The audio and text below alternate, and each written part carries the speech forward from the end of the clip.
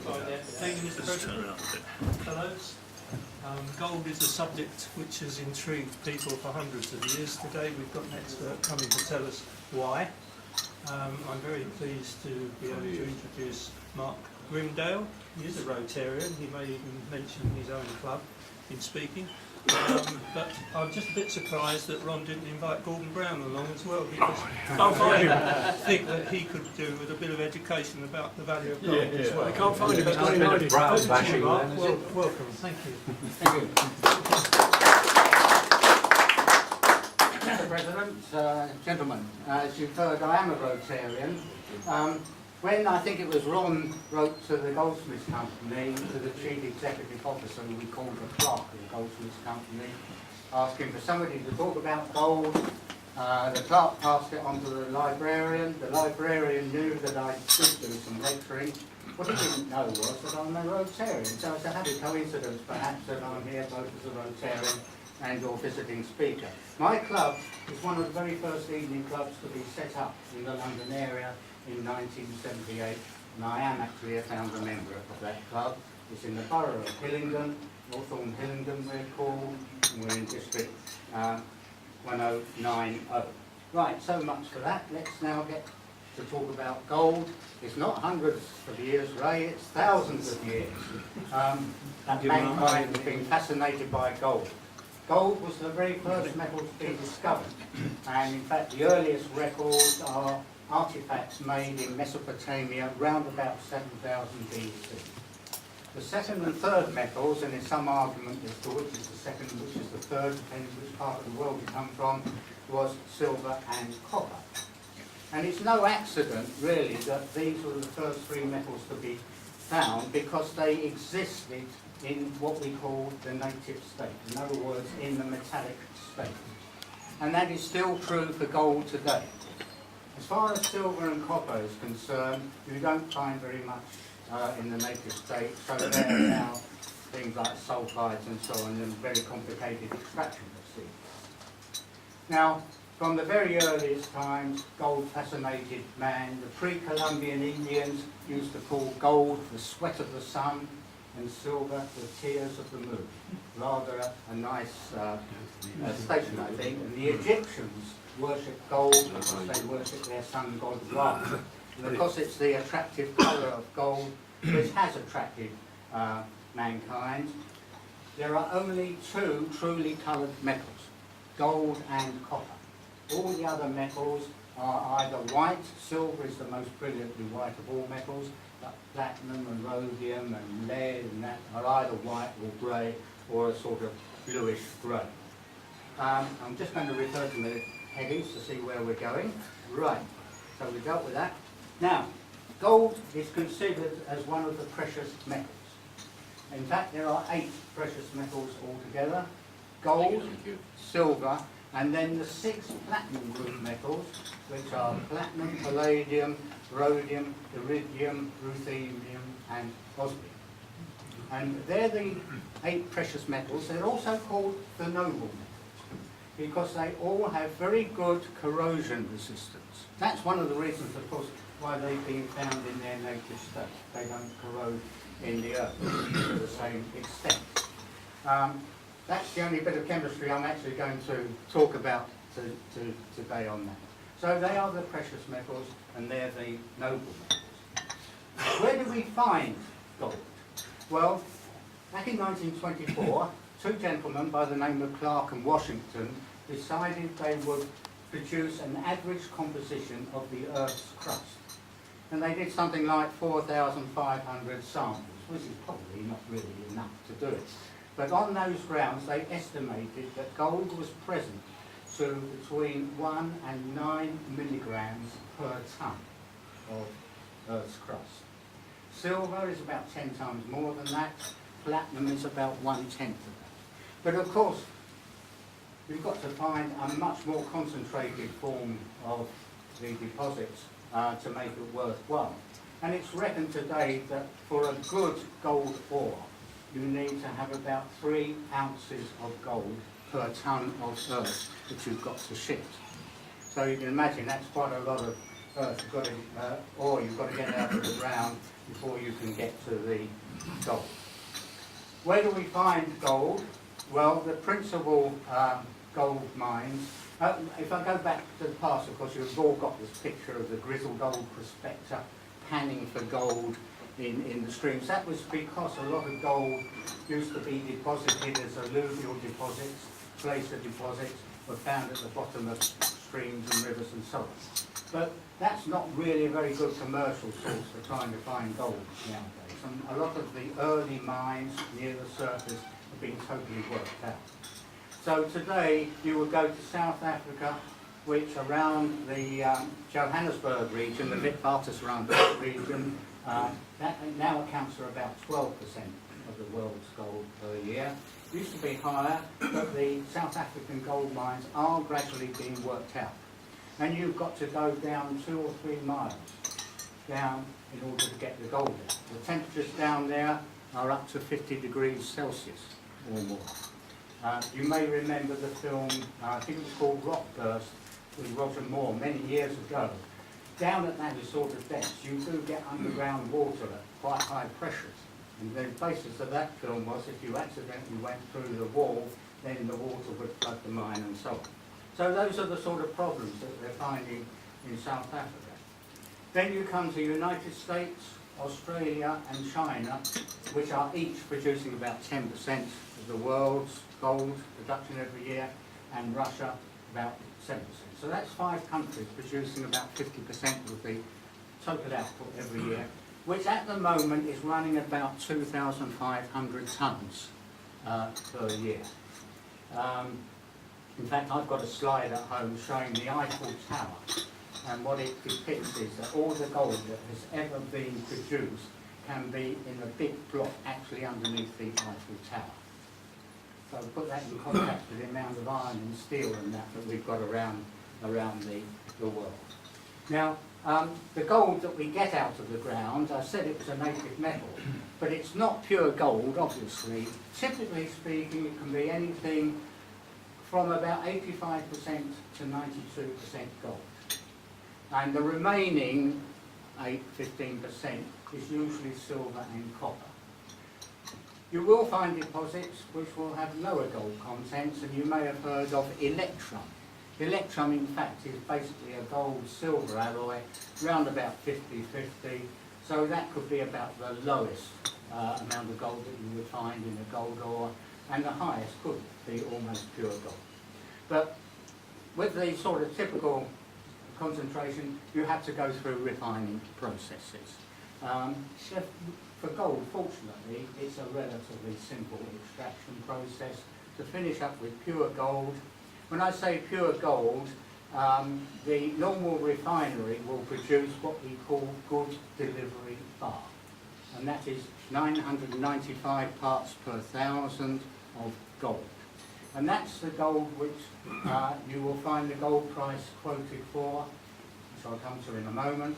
That's the gold that will be used for jewellery purposes, investment bars, coinage, and so on and so forth. If you want a higher purity of gold, then you go to electrolytic refining and you can produce 99.999%. But that obviously is going to cost more. So that's where we get our gold from, and as I say, it's about 2,500 tonnes a year. What are the major uses of gold? I've got the 2006 figures before me. This was the last time I really looked. 58% of gold goes for jewellery manufacturing. And then coming down from that, it's about 19% for investment purposes. Now that's bullion, bar, coins like Krugerrands, sovereigns, and so on and so forth. And then 10% for what is called de-hedging. Now I'm not a financial man, but I gather this is to do with the options of buying and selling gold. So some gold gets shifted around doing that. And that leaves about 13% for other uses. And the other uses are mainly either dental, not so much in this country, particularly with the NHS, but you know, people who've got gold teeth, and then there are electronics. In fact, there was quite an upsurge over the last 30 years or so with the electronics industry and the way that's taken off. That gold, because of its excellent corrosion resistance, is good for electrical contact purposes and so on. And probably the other main use is for medical purposes. Some of the drugs that are used for arthritis and so on are gold-based. And finally, you've seen these windows in big office blocks which appear reflective. They've got a very, very thin gold coating on, and they act to give you a certain amount of protection from outside heat when the sun's shining, and on the other hand, they will help to conserve heat within the building in the depths of winter, such as we've just had. So those are the major uses. Price of gold. Now the price of gold is fixed twice a day in the London Bullion Market Association, and there's a cartel that operates not only from the London end, but other countries take part in this cartel. And the gold price, as I say, is fixed at 10:30 in the morning and again at 3 o'clock in the afternoon. And I did mean to look up this morning's price of gold, but Ray here kindly told me it's $1,367 an ounce. Now, first of all, when I used to be a metallurgist, I am a metallurgist, and I used to teach in the metallurgy department. And in 1970, I was asked to teach metallurgy to silversmiths and jewellers, and that's how I got into all this. But at that time, the gold price was fixed at $35 an ounce. And then in 1971, it came off that standard, and you can see how the price has gone up and gone down and gone up and gone down. And at the moment, it's quite high, at $1,367 an ounce. It's always quoted in dollars, and it's in troy ounces, not avoir du poids ounces, but troy ounces. It's roughly around about 30 grams, 1 troy ounce. And just to compare that with some of the other precious metals, platinum at the moment is running at around about $1,850 an ounce.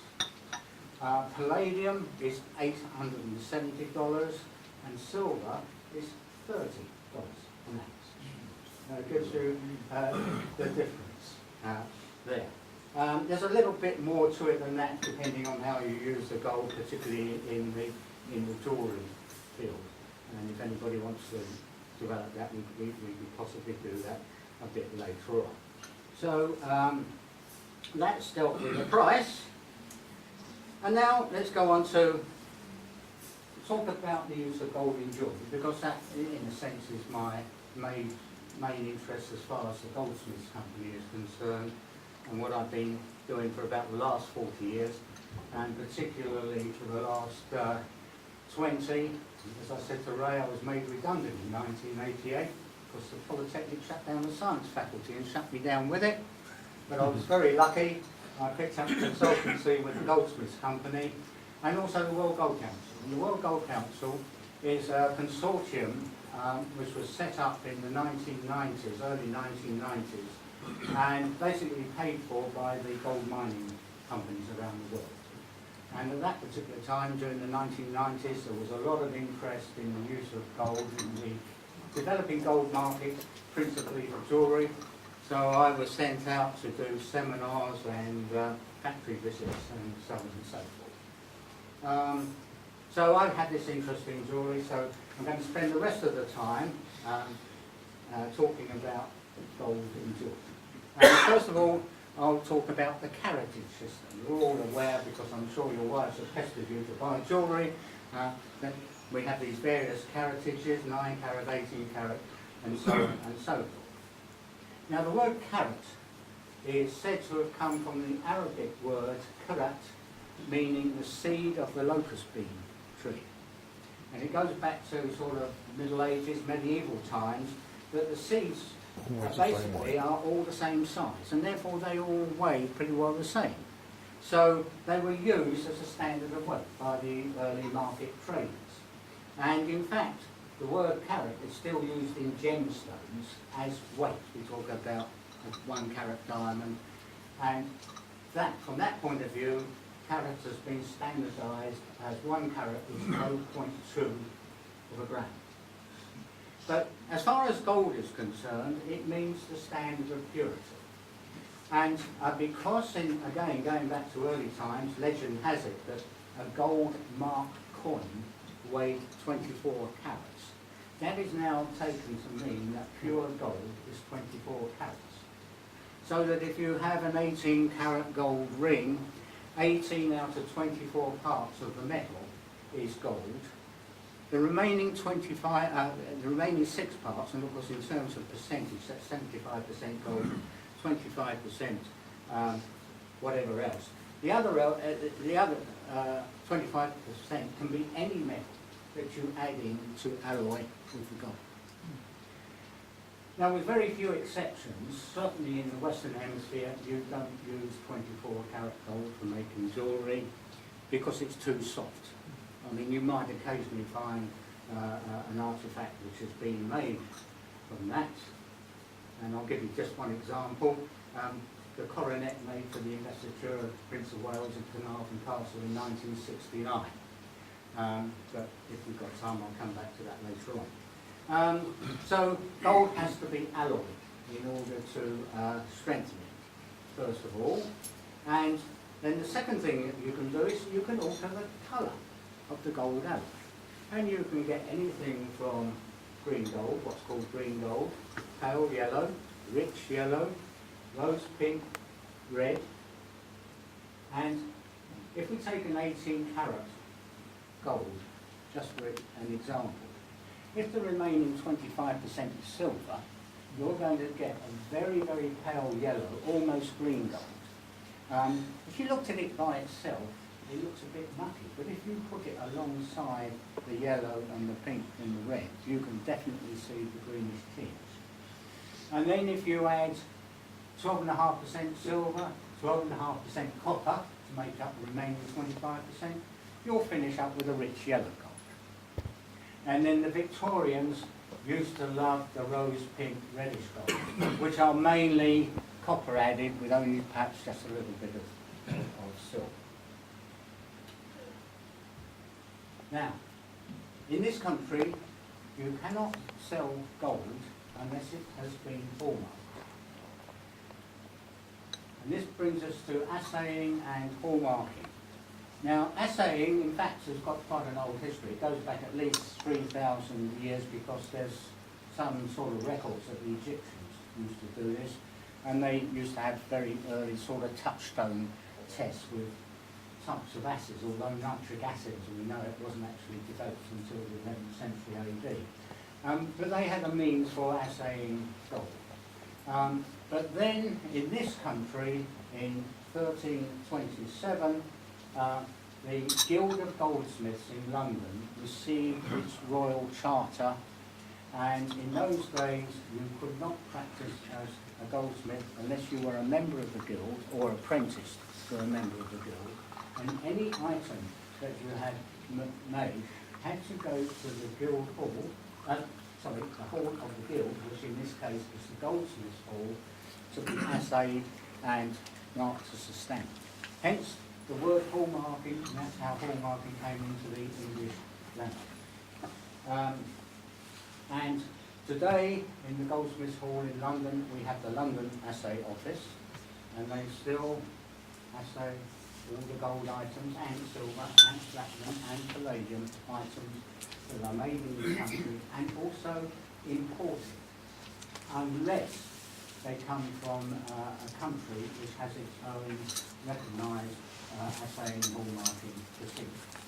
There is what we call a convention mark, and if you ever look at a hallmark, you will see a pair of scales, and in between the scales at either side there is a number, say 750. That means it's been hallmarked in a convention country, and 750 parts per thousand is gold, 18 carat gold, and so on. So, as I say, that is still done in this country. Now, one question I'm very often asked, but so I'll preempt that: what is white gold? And because people think that's, doesn't make sense. Gold is the colour it is, so how can you have white gold? The simple answer is, it again comes back to the alloy. That again, if we stick to, say, an 18 karat gold, there are two metals particularly which have a pronounced whitening effect on gold. One of them is palladium and the other one is nickel. So we get what are called the palladium white golds and the nickel white golds. And they were actually developed around about 1920, 1930, partly to offset the more expensive platinum, which is also, as you know, used for jewellery, and partly because platinum became a very important commodity, particularly as we approached the Second World War. So that's how the white golds were developed. There is quite a difference between the palladium white golds and the nickel white golds. Palladium white golds are quite soft, so they're very good for gemstone setting. The white golds, on the other hand, are much harder, much stronger. They're useful for hinge pins, spring clips and so on. But about 10 to 15% of the population are allergic to nickel, which you may have heard about.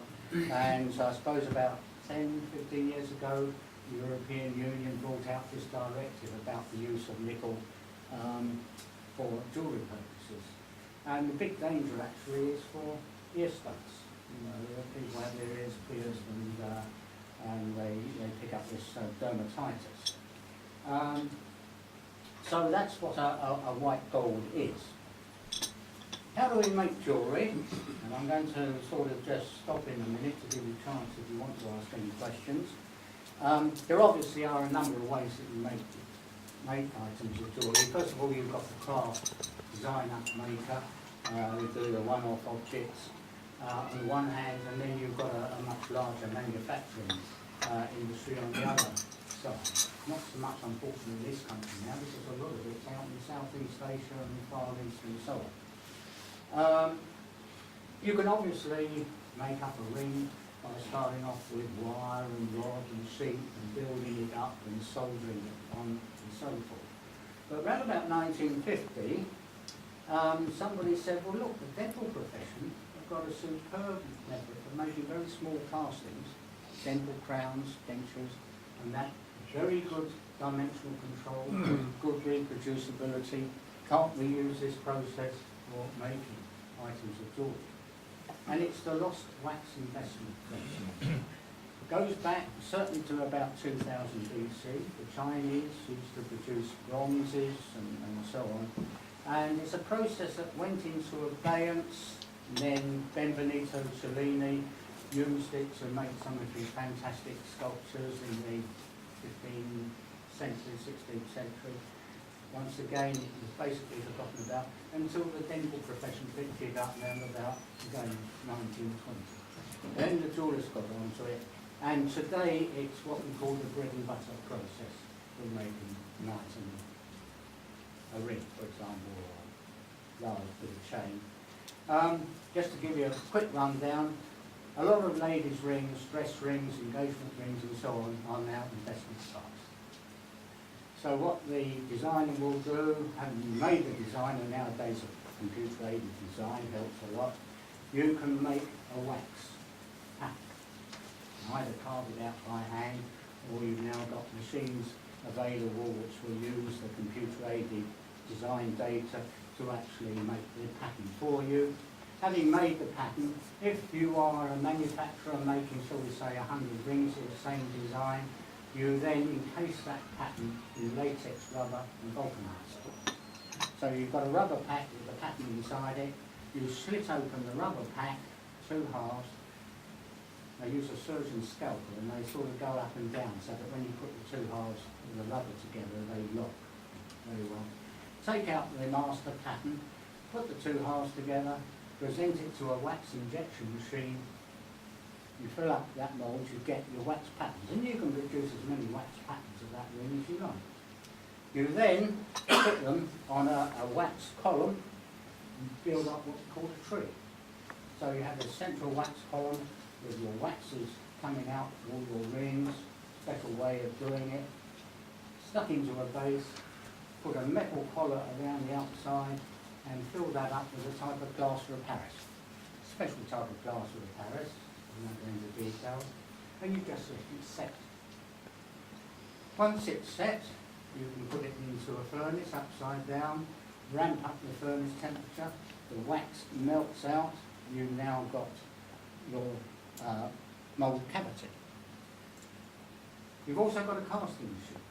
So you're ready to go, you melt up your, in our case, gold alloy, could be silver, or could be platinum, in the crucible, and when you're ready to go, you take your mould out of the burnout furnace, as they call it, put it into the casting machine, and run the molten metal from the crucible into the mould.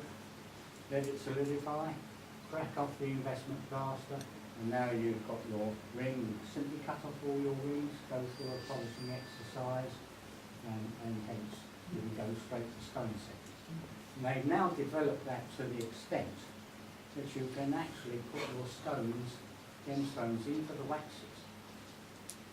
Do the investment plaster business, and then as the molten metal runs in, it will go around the gemstones. So that is a major process. Other processes, well, special chain making machines and so on. So there is quite a lot of simple jewellery made from stamped metal, tubing, wire and so on.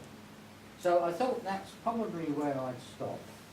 Give you, probably within about 25 minutes, give you a chance to ask any questions you'd like to ask. Thank you.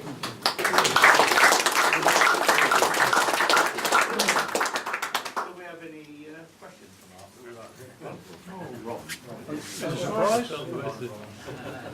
I'm trying to follow the hallmarking.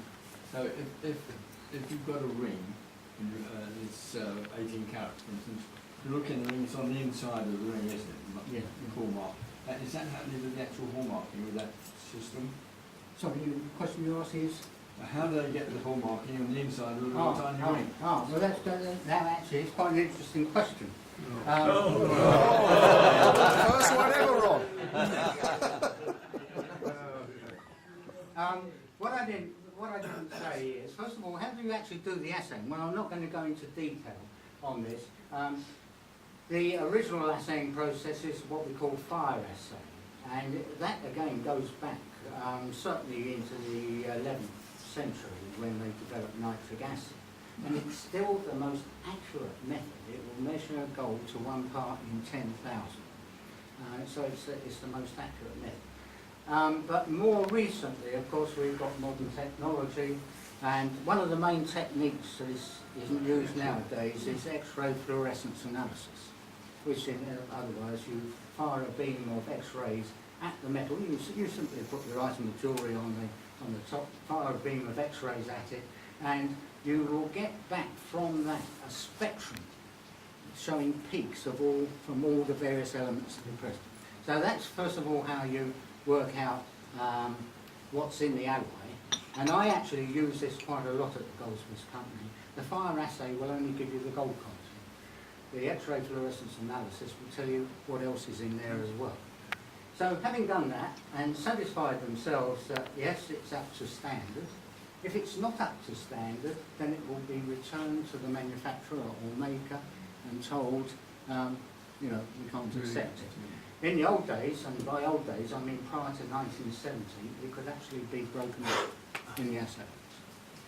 So, and there are two ways of putting the mark on.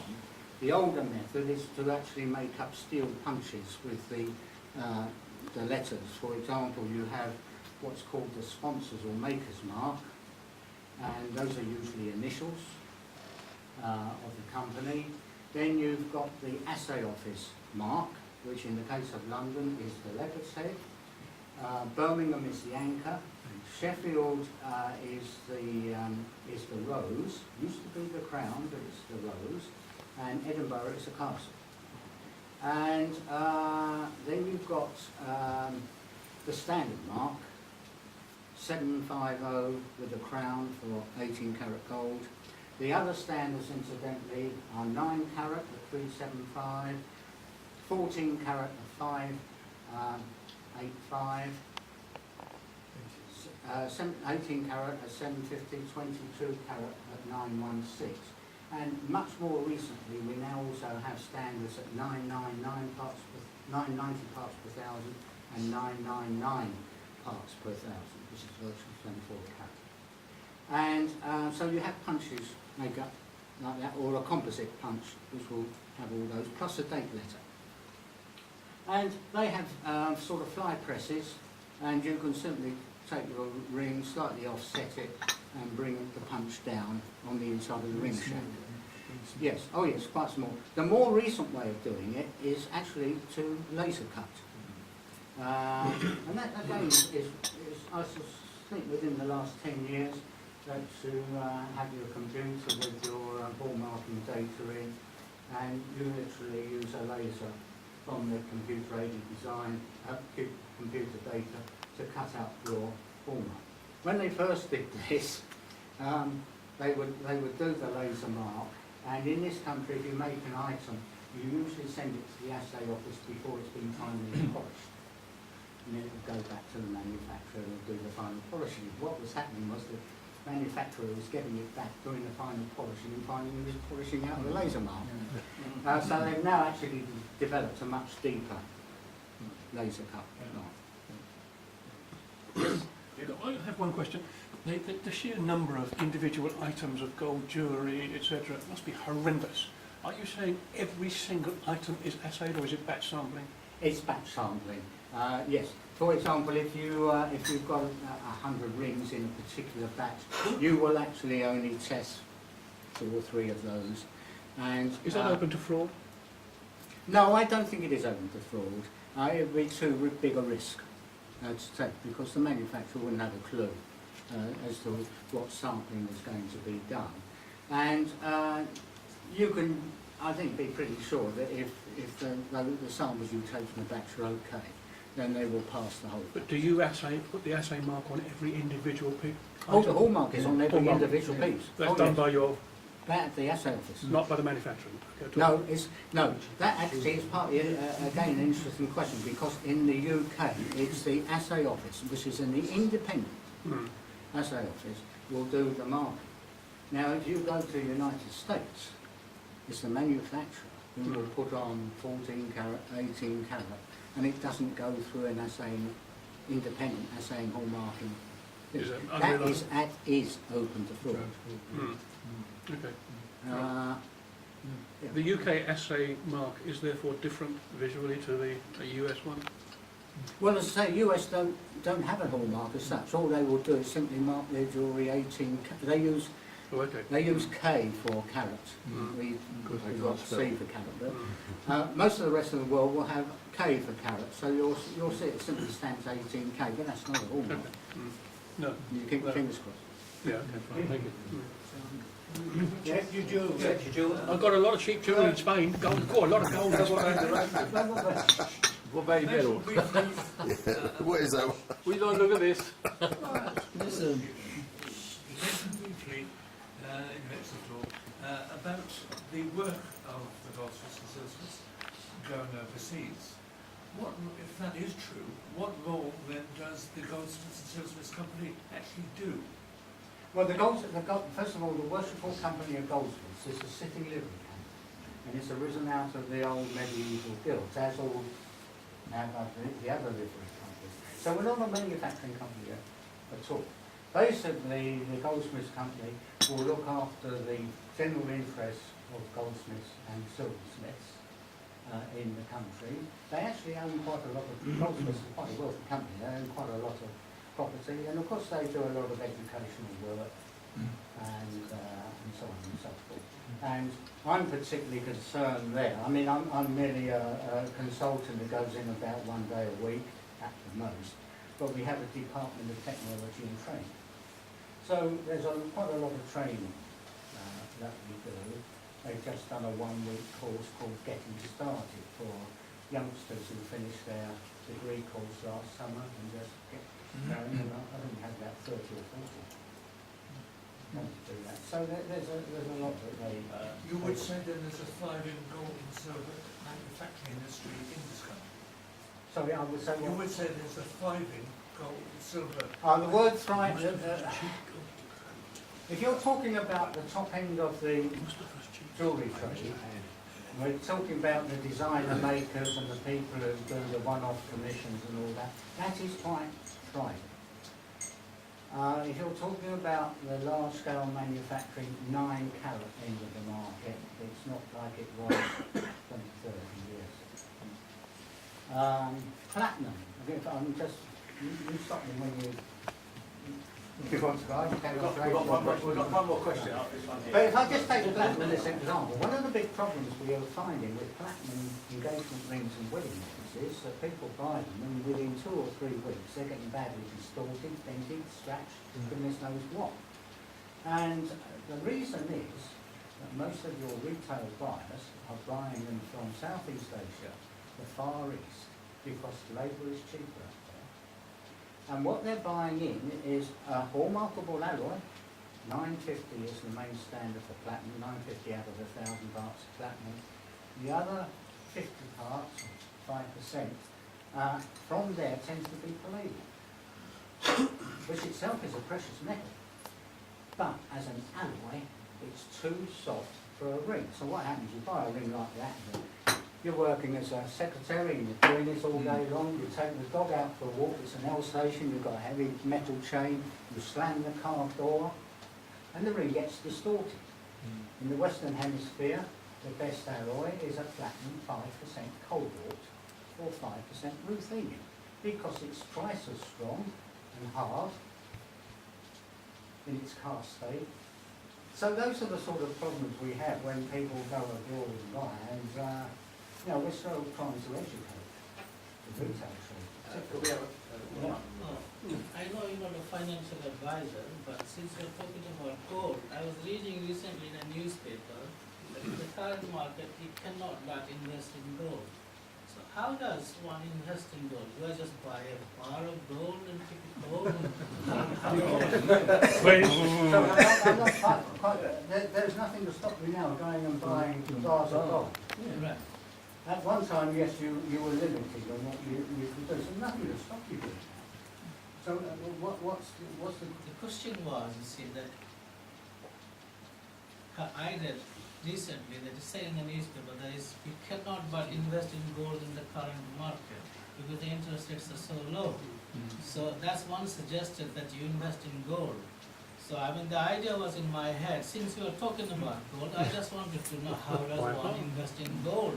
Do I buy a bar of gold and keep it at home? Well, Or is there any other way? People do. I mean, that's the, as I say, I'm not a financial man, but that really is the risk factor. That you say to yourself, in the long term, the price of gold will go up. Okay, Gordon Brown might go out and sell off so much gold. What you must remember is that when Gordon Brown did that, the gold had probably been purchased at $35 an ounce. He sold it for something like 280, I think. I know inflation probably accounts for most of it. So you are taking a risk. Don't buy jewellery for investment purposes in this country, because the markup is about 200 to 300%. Go to somewhere like Turkey, where I went through quite a lot, it would be about 50%. In China, it would be about 10%.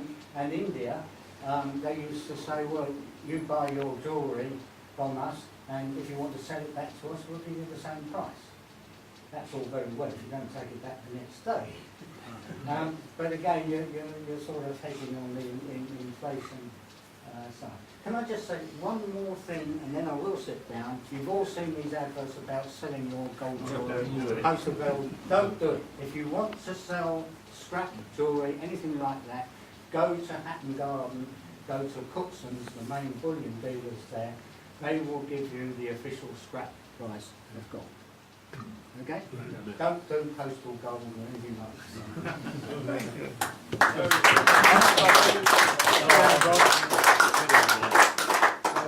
Talking about investment of gold. When I was in the gold mine in South you could go there and try to pick up a bar of gold, but you had a rope here, you had to stretch to lift it up. If you picked it up, you were given it. Not one person was able to do it. What's the weight of that bloody gold, that block? It's a standard It's, size. usually standard size. To be honest, I don't know. I mean, gold's got a density of 19.32 It was screwed to the grams floor, per right? cubic centimetre. Super. So yeah, they're quite heavy. Yeah. Yeah. That was really interesting. I'm sure we could have gone on longer. Super glue. I'd now like to call upon Jerry Harrington to give a vote of thanks to Mark, please. Well, better still give it up for Well prepared for that, and my notes are completely non-existent, but I'm sure, judging by the time you've been detained here with questions, we're all absolutely fooled by your talk and education for most of us, not just limited to the investment aspect or the production or the raw state bit, but a complete picture. And fellows, would you please join me in the usual way and thank you.